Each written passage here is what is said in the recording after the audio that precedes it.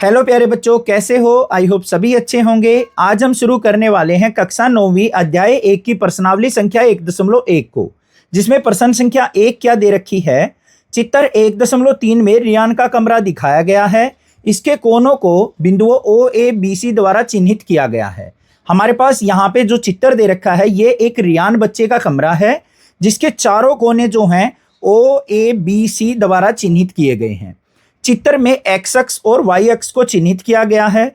इस चित्र के अंदर हमारी जो बाईं तरफ है ये वाई अक्ष है और यहाँ पे हमारे पास क्या दे रखा है, एक्स अक्ष दे रखा है। बिंदु ओ मूल बिंदु है। जो हमारा बिंदु ओ है वो हमारा मूल बिंदु दे रखा है।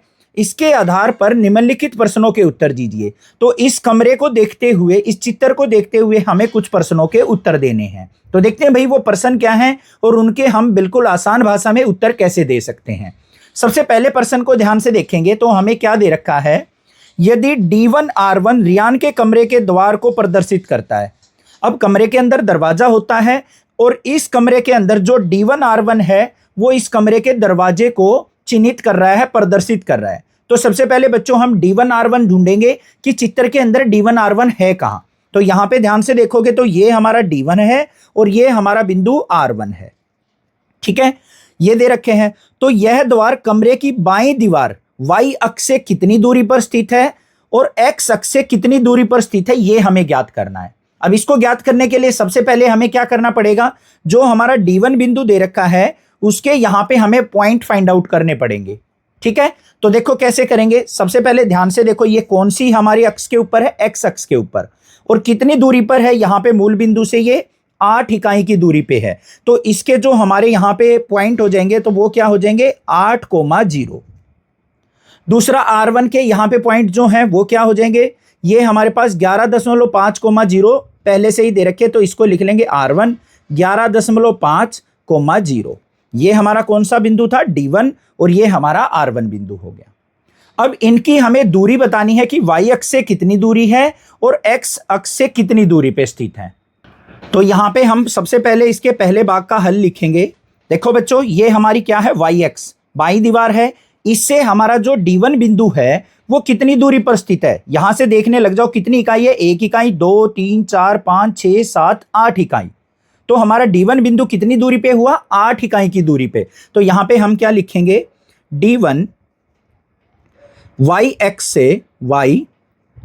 से 8 इकाई की दूरी पर है, 8 इकाई की दूरी पर है, ये लिख दिया हमने। अब दूसरा हमें क्या करना है, एक्स अक्ष से भी देखना है कितनी दूरी पे है। एक्स अक्ष कहां पे है, ये रहा। एक्स अक्ष के तो ऊपर ही दरवाजा बना हुआ है, तो उससे दूरी क्या हुई, 0 इकाई हुई। तो यहां पे क्या लिखेंगे हम, दरवाजे की एक्स अक्ष से दूरी, एक्स अक्ष से दूरी 0 इकाई है, 0 इकाई है।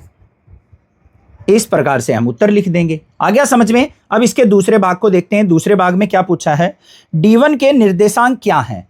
जो D1 बिंदु है उसके निर्देशांक हमें बताने हैं, अभी अभी हमने ज्ञात किए हैं। तो यहां पे लिखेंगे D1 के निर्देशांक, D1 के बिंदु या निर्देशांक क्या है, 8,0 है।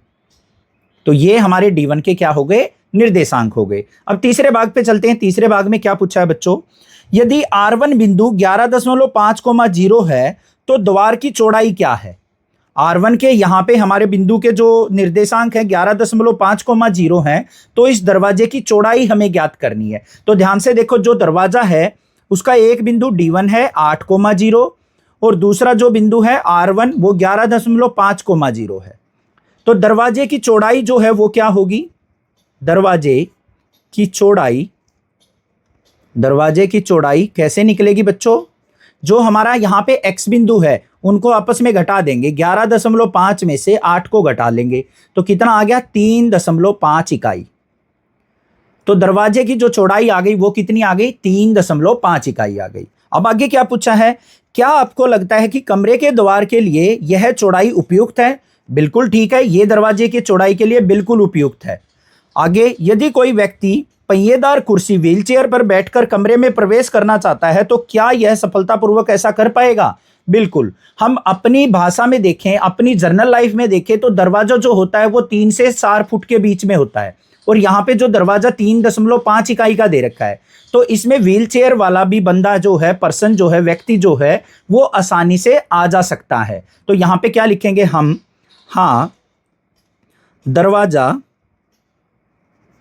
उपयुक्त चौड़ाई पे है, उपयुक्त चौड़ा है और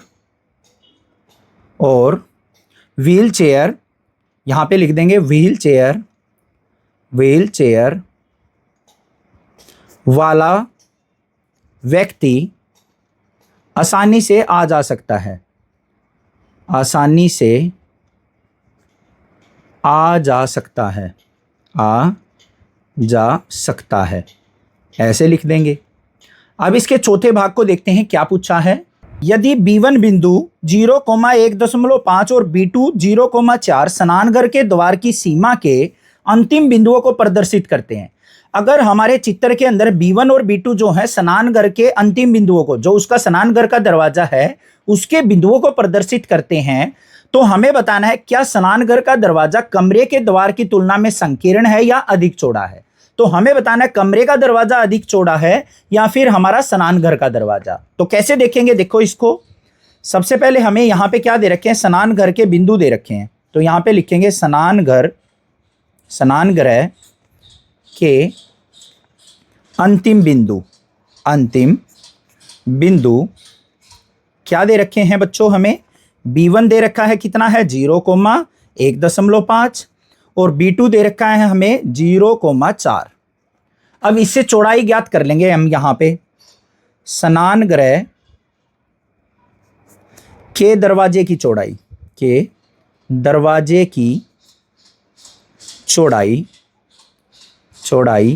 क्या होगी? यहां पे इनको घटा लेंगे, 4 में से 1.5 घटा लेंगे, y वाला अक्ष जो है वो घटा लेंगे, 4 घटा 1.5, तो हमारे पास क्या आ गया? 2.5 इकाई। ये आ गया बच्चों। अब ध्यान से देखो, जो हमारा कमरे की दरवाजे की चौड़ाई थी वो कितनी निकली थी? 3.5 इकाई। अभी अभी हमने निकाल ली थी यहां पे तीसरे भाग में। तो यहां पे क्या लिखेंगे? दरवाजे की, कमरे के दरवाजे की चौड़ाई कितनी इकाई है बच्चों? 3.5 इकाई। यही तो है। तो हमारा कौन सा ज्यादा चौड़ा हुआ? कमरे का दरवाजा, क्योंकि यहां पे लिख देंगे 3.5 बड़ा है 2.5 से। तो यहां पे लिख देंगे अतः कमरे का या फिर स्नानगृह का दरवाजा क्या है? हमें क्या बताना था? संकीर्ण या फिर अधिक चौड़ा। तो संकीर्ण हो गया ये, तो यहां पे क्या लिख देंगे? संकीर्ण है। बस ये हमें ज्ञात करना था, और कुछ भी ज्ञात करना है? कुछ नहीं। बस ये हमारे सभी प्रश्नों के हल हो गए। इस प्रकार से हम प्रश्नावली 1.1 को आसानी से कर सकते हैं। आगे की प्रश्नावली का सॉल्यूशन भी आपको इसी चैनल पे मिल जाएगा। तो चैनल को सब्सक्राइब, वीडियो को लाइक जरूर करना और अपने मित्रों में जरूर शेयर कर देना। धन्यवाद बच्चों।